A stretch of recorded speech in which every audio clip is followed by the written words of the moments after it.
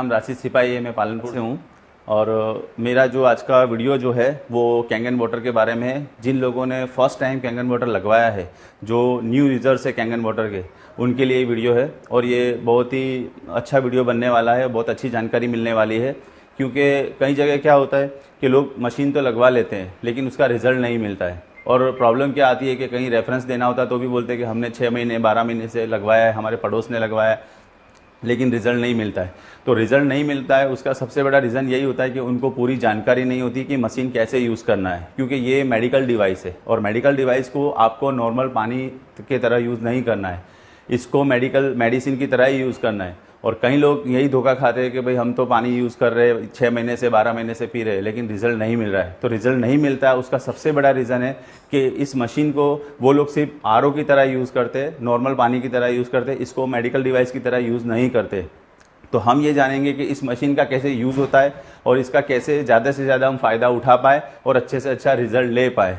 तो सबसे पहले ये चीज़ है कि जब आरओ जो टेक्नीशियन है वो जब इंस्टॉल करता है इस मशीन को, तो हमें भी कुछ जानकारी होनी चाहिए कि इस मशीन को कैसे यूज़ करना है।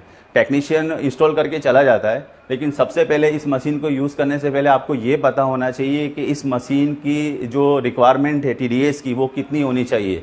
क्योंकि इसकी जो रिक्वायरमेंट है वो 150-150 टीडीएस की होनी चाहिए। अगर मान लो आपके टीडीएस अगर 20-30 कम भी हो जाते हैं, 20-30 ज़्यादा हो जाते हैं, तो कोई फ़र्क नहीं पड़ता है, इसका जो रिज़ल्ट है वो आपको मिलेगा। लेकिन आपको ये पता होना चाहिए कि इसकी टीडीएस की रिक्वायरमेंट कितनी है। तो सबसे पहले अगर आप इस मशीन लिया है आपने, तो ये मशीन 2.5-3 लाख आपने खर्चा किया, इन्वेस्ट किया है, तो आपके पास एक टीडीएस मशीन होना ज़रूरी है। जो टीडीएस मशीन आप ले लेते हैं और बार बार मॉनिटरिंग करते हैं 15-20 दिन में, महीने में, और आप टीडीएस चेक करते हैं, तो इसका बहुत अच्छा रिजल्ट आपको मिल सकता है। क्योंकि हम कई जगह देखने जाते हैं तो उनका टीडीएस कई जगह 300, 400, 500 तक हो जाता है, उन्हें पता ही नहीं होता है। और कई जगह 30, 20, 40 हो जाता है, तो वो पता नहीं होता है, इसलिए आपको रिजल्ट नहीं मिलता है। तो इसका अगर अच्छा रिजल्ट लेना है तो उसके लिए आपको ये पता होना चाहिए कि इसके टीडीएस जो अंदर जा रहे हैं, जो पानी जा रहा है, वो कितने टीडीएस का जा रहा है, वो लगातार मॉनिटरिंग करना पड़ता है। उसके लिए आप ऑनलाइन से या किसी शॉप से या कोई आरओ वाले से किसी से भी टीडीएस मीटर ले लीजिए, बहुत ही सस्ता आता है, आप ले सकते हो। जब इतना खर्चा कर सकते हो तो वो भी कर सकते हो। तो सबसे पहले आपको टीडीएस मशीन लेना है। उसके बाद इस मशीन की जो रिक्वायरमेंट है, अंदर जो पानी का फ्लो है वो कितना फास्ट जा रहा है, स्लो जा रहा है, वो आपको पता होना चाहिए। क्योंकि जैसे जूनियर 4 है, ठीक है, तो उसका जो आउटपुट है पानी का वो 4 लीटर रहता है। SD501 है, उसका 6 लीटर रहता है। यहाँ पे जो पानी आता है वो 2.5 से 3 लीटर आता है, 1.5 लीटर बाहर जाता है अगर जूनियर 4 है तो। और SD501 है तो 4 लीटर एवरेज यहाँ पे आता है, 3.5-4 लीटर, और 2-2.5 लीटर साइड में निकलता है, हॉर्स पाइप से निकलता है, एसिडिक वाटर जो निकलता है। तो ये आपको पता होना चाहिए कि इसका जो फ्लो है वो एकदम फास्ट ना हो जाए, स्लो ना हो जाए, वो आपको ध्यान रखना है। दूसरी बात, कि जब ये हम लगवाते हैं तो ये जो पाइप होती है, ये पाइप कई लोग इस तरह से डाउन कर देते हैं, वो नहीं करनी है आपको। क्योंकि ये पानी जब डाउन हो जाएगा, ये पाइप डाउन हो जाएगी, तो इसकी प्रॉपर्टी आपको प्रॉपर नहीं मिलेगी। इसलिए आपको ये पाइप को इस तरह से ऊपर ही रखना है। कई लोग क्या है कि पानी गिरने की वजह से इस पाइप को डाउन कर देते हैं, तो इस तरह से ये पाइप इस मशीन के ऊपर होनी चाहिए। और जो हॉर्स पाइप है वो इस लेवल से 2 इंच ऊपर रहनी चाहिए, और फिर बाद में उसको आप जैसे यूज़ करना हो कर सकते हो। तो सबसे पहले ये चीज़ ध्यान रखनी है कि जब हमने मशीन लगवाया है, ये मशीन जहाँ रखा है, वो जो ऊपर की जो पाइप है, प्रोडक्ट जो पाइप पानी आता है, उसकी पाइप इस तरह से होनी चाहिए। और ये जो हॉर्स पाइप जो दूसरी पाइप जाती है, वो अपने पानी की जो 2 इंच ऊपर रहनी चाहिए, और वो आप कहीं भी छोड़ सकते हो या स्टोरेज कर सकते हो, ठीक है। और तीसरी बात, अब ये मशीन की जो डिटेल है वो मैं आपको दूंगा ताकि आप अच्छे से अच्छा फ़ायदा उठा पाओ। सबसे पहली चीज़, यहाँ पर एनहांसर आता है, यहाँ पे एक फिल्टर आता है, कार्बन फिल्टर जिसको बोलते हैं, प्री फिल्टर आता है। तो और यहाँ पे बटन दिए हुए काफ़ी, ठीक है। ये पावर का बटन है, ये कैंगन का है, क्लीन वाटर का है, ब्यूटी वाटर और एसिडिक वाटर है। सबसे पहले जब हम इंस्टॉल करते हैं तो यहाँ पे एक एनहांसर आता है, वो एक लिक्विड कंपनी देती है, वो हमको यहाँ भरना है। वो कैसे भरना है, क्या है, वो मैं नेक्स्ट वीडियो में आपको बताऊंगा। लेकिन अभी पहले ये जानते हैं कि जो न्यू यूज़र्स है, जो नया मशीन लगवाया है, उनको ये पानी कैसे यूज़ करना है। क्योंकि ये पानी का अलग अलग तरह से यूज़ होता है। लोग कई जगह का पानी बंधवाते हैं कि भाई हमने हमारे पड़ोस से पानी लिया है, तो वो सिर्फ एक ही तरह का पानी लेते हैं और फिर रिजल्ट नहीं मिलता उनको, और बोलते हैं कि हमने भाई महीना 2 महीना पिया, हमको रिजल्ट नहीं मिला। क्योंकि इसके सारे पानी को यूज़ करना है, एक पानी से रिजल्ट नहीं मिलता है। तो ये खास आपको ध्यान रखना है। और पहली बात, इस मशीन को जब हम ऑन करते हैं तो यहाँ एक पावर का बटन आता है, वो पावर का बटन आपको ऑन करना है, ठीक है। उसके बाद में जो कैंगन वाटर लिखा हुआ है, ठीक है, इसके ऊपर 3 लाइटें दी हुई है। जो नए यूज़र्स है, जिन्होंने अभी तक अल्कलाइन पानी यूज़ नहीं किया है, उनको यहाँ पे 8.5 pH पीना है आपको। डायरेक्टली आपको 9.5 नहीं पीना है, ठीक है, क्योंकि हमको आदत नहीं है, हम टोटली टाइम पे एसिडिक पानी पी रहे हैं, एसिडिक खाना खा रहे हैं, तो कई बार उनकी बॉडी क्या है सेट नहीं हो पाती है। तो इसके लिए आपको ये ध्यान रखना है कि जो फर्स्ट यूजर्स है उनको कैंगन वाटर को 8.5 pH पे सेट करके पीना है। ये जो कैंगन लिखा है वो सिर्फ पीने के पानी की बात हो रही है, इस पानी से आप सिर्फ पीने का पानी पियोगे। तो ये 8.5 pH है, उसको एक हफ्ता आपको 8.5 पानी पीना है, ठीक है। अब जैसे एक हफ्ता खत्म हो जाए तो नेक्स्ट वीक में आपको क्या करना है कि 9 पे लेना है, इसको फिर से प्रेस करोगे तो 9 पे आ जाएगा, ठीक है।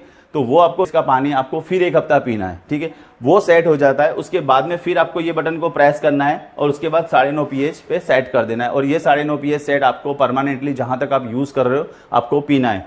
होता क्या है, कई बार कैसा होता है कि कहीं कंप्लेन आती है कि सर हमने 9.5 pH का पानी पीना शुरू कर दिया और सिर भारी भारी रह रहा है, उल्टी जैसा हो रहा है, मतलब थोड़ा अच्छा फील नहीं आ रहा है। तो उसका रीज़न ये है कि कई जगह कई लोगों की बॉडी सेट नहीं हो पाती है, वो लोग डायरेक्ट 9.5 pH का पानी पीते हैं तो बॉडी सेट नहीं हो पाती, थोड़ा बहुत आता है। और ये भी मतलब है ना कि 500-1000 के बीच में सिर्फ 5% ही ऐसा होता है कि जिनको ऐसा होता है, सबको नहीं होता है, इसलिए कोई टेंशन वाली बात नहीं है। लेकिन हो तो आप यहां से शुरुआत कर सकते हो, धीरे धीरे पिलाना है। पहले 8.5 पीना है एक हफ्ता, 9 pH का पानी पीना है और फिर 9.5 pH का पानी पीना है, इस तरह से फिर आपको रेगुलर करना है, ठीक है।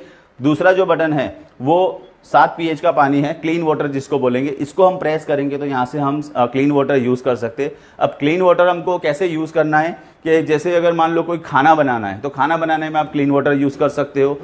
दूसरा, अगर किसी को दवाई लेनी है, कोई दवाई चल रही है तो वो आप क्लीन वाटर यूज कर सकते हो। इसके अलावा अगर 3-4 साल का बच्चा है, छोटा है, ऑलरेडी वो अल्कलाइन है, तो उसको फिर आप 7 pH का पानी आप दे सकते हो। और दूसरा, किसी को किडनी डायलिसिस का प्रॉब्लम है तो आप 7 pH का पानी पी सकते हो। इसके अलावा जैसे अगर खाना खा रहे हैं, हमको ये तो पता है कि भाई खाने के वक्त पानी नहीं पीना चाहिए, ठीक है, आधे घंटे पहले या आधा घंटे बाद पीना चाहिए। लेकिन बीच में किसी को ऐसा लगे कि भाई मुझे पानी पीना है, थोड़ा बहुत अगर जरूरत लगे तो आप 7 pH का पानी पी सकते हो। इससे आपकी डाइजेशन सिस्टम बहुत ही अच्छी हो जाएगी और ये हमको बहुत फायदा देगा, ठीक है, बीच बीच में थोड़ा बहुत पानी आपको पीना हो तो। इसके बाद हम प्रेस करेंगे ब्यूटी वाटर है जो 6 pH का है, 6 pH का है। ब्यूटी वाटर में क्या होता है कि जिसके हेयर फॉल का प्रॉब्लम है, डैंड्रफ है या कोई स्किन रिलेटेड भी प्रॉब्लम है तो आप इससे आप नहा सकते हो, ठीक है। आप टोटली दूसरे पानी से भी नहा लो, अगर 2-4 लीटर आपके बॉडी पे भी डाल लेते हो, ठीक है, तो सिर में भी कंडीशनर का काम करेगा, बॉडी में लोशन का काम करेगा। और ये 6 pH का जो पानी है, ब्यूटी वाटर है, वो बहुत ही फायदेमंद है, उसके बहुत अच्छे रिजल्ट मिलते हैं, ठीक है। इसके बाद आता है 2.5 pH, 11.5 pH। अब जो भी अपन पानी पीने का लेते हैं वो सारा इस पानी से आएगा और एसिडिक वाटर उसमें निकलेगा। लेकिन इसमें ये क्या है कि स्ट्रॉन्ग वाटर जो लिखा हुआ है, ठीक है, इसमें यहाँ पे शो नहीं किया है कि 11.5 pH कहाँ से निकलता है, तो आपको ये पता होना चाहिए कि 11.5 pH यहाँ से निकलता है। यहाँ पे कोई शो नहीं किया है कि 11.5 pH, इसमें 11.5 pH यहाँ से निकलेगा। तो 11.5 जो pH है, ठीक है, 11.5 pH है, उसका हमको कैसे यूज करना है। सबसे पहले कि 11.5 pH जो पेस्टिसाइड, जो केमिकल, जो सब्जियां फ्रूट में आते हैं, उसको दूर करने के लिए 20 मिनट 25 मिनट तक आप एक बाउल में कोई फ्रूट सब्जी ले लो और 11.5 pH यहाँ से जो निकलता है उसको डीप करके रखो, फिर आप उसको वॉश कर लो, तो जितना भी केमिकल पेस्टिसाइड है वो रिमूव हो जाएगा। ये 11.5 pH यहाँ से निकलेगा। दूसरा, दिन भर में बीच में कभी भी आपको एसिडिटी होती है, ठीक है, ऐसा लगता है कि मुझे एसिडिटी हो रही है, तो आपको 1 गिलास यहाँ से पानी निकालना है, उसके बाद कुर्सी सोफे पे बैठ जाना है और चाय पीते उस तरह से, डायरेक्ट एक साथ में नहीं पीना है, चाय पीते उस तरह से धीरे धीरे 11.5 pH का पानी हमको यूज करना है और 15 से 20 मिनट में आपकी एसिडिटी चली जाएगी, अच्छा हो जाएगा। उसमें आपको टैबलेट लेने की या गोली लेने की जरूरत नहीं है, ठीक है। दूसरा, अभी आपको पता है कि हाई कोलेस्ट्रॉल, हाई फैट है, जैसे हार्ट अटैक का प्रॉब्लम आ रहा है, तो ये 11.5 जो pH है, आप रात को सिर्फ 1 गिलास डेली, रात को 1 गिलास पीने, सोते वक्त आप पी सकते हो। उससे आपको जो भी वेन्स के अंदर जो ब्लॉकेज होती है, नसें ब्लॉक होती है, ठीक है, और हार्ट अटैक का प्रॉब्लम होता है, वो आपका चला जाएगा, क्योंकि ये क्या है, नसें क्लीन करने का काम करेगा। उसके बाद आप दूसरा पानी भी, कई जगह बात आती है कि भाई हमने रात को 11.5 पी लिया, उसके बाद कोई पानी पीना ही नहीं, आप पी सकते हो, जो पानी पीना हो पी सकते हो। सिर्फ सोने से पहले आपको 11.5 का 1 गिलास पानी आपको pH का पीना है, बस ये ध्यान रखना है। बाकी उसके पहले भी पानी पियो, उसके बाद भी पियो, कोई फर्क नहीं पड़ता है, ठीक है। जब हम 11.5 pH यहाँ से लेंगे तो दूसरी जो हॉर्स पाइप होती है हमारी, जहाँ से एसिडिक वाटर है, वहाँ से 2.5 pH का पानी निकलेगा, ठीक है। वो 2.5 pH का पानी भी हमको काम में लेना है। अगर किसी को स्किन डिसीज है, सोरियासिस से खुजली आती हो या फिर कोई प्रॉब्लम है, स्किन रिलेटेड कोई भी प्रॉब्लम हो, ठीक है, तो दादर हो, ये जो भी प्रॉब्लम है, उसके अंदर आपको 2.5 pH का पानी यूज़ करना है, ठीक है। कोई भी पानी इसमें से वेस्ट नहीं जाता। अब मैं एक बात अच्छे से बता दूं, कई लोगों को कन्फ्यूज़न होता है, ये जो मशीन है वो 14 pH 1 से 14 pH पे काम करता है, ठीक है। आप जहाँ जितना पानी यहाँ से लोगे उसका बाकी का पानी उसमें निकलेगा। मान लो आप 9 pH यहाँ से ले रहे हो तो वहाँ जो हॉस पाइप है उसमें 5 pH का पानी निकलेगा। अगर आप 11.5 ले रहे हो तो 2.5 वहाँ निकलेगा, मतलब 14 के बराबर निकलेगा। टोटली 14 pH का पानी अंदर जाता है, मतलब 14 जाता है, और 11.5 यहाँ निकला तो 2.5 वहाँ निकलेगा, 7 यहाँ निकलेगा तो 7 वहाँ निकलेगा।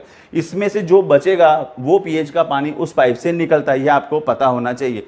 तो यहाँ से मान लो अपन 8.5 या 9, 9.5 का ले रहे, उस पानी में से जो पानी निकलता है वो इनडायरेक्ट ब्यूटी वाटर ही निकलता है। ज़्यादातर पीने का पानी हम यूज़ करते हैं, तो वो पानी को हमको beauty water, indirect beauty water हमको यूज़ कर सकते हैं। वो पानी आप चाहे पोछा लगा लो, फेस वॉश कर लो, हाथ धो लो, या किसी और चीज़ में काम ले लो, बर्तन भी धो लो, आपको जो यूज़ करना हो कर सकते हो। वो पानी जो आरओ में वेस्ट निकलता है, ऐसा इसमें वेस्ट नहीं निकलता, आप उसको यूज़ कर सकते हो।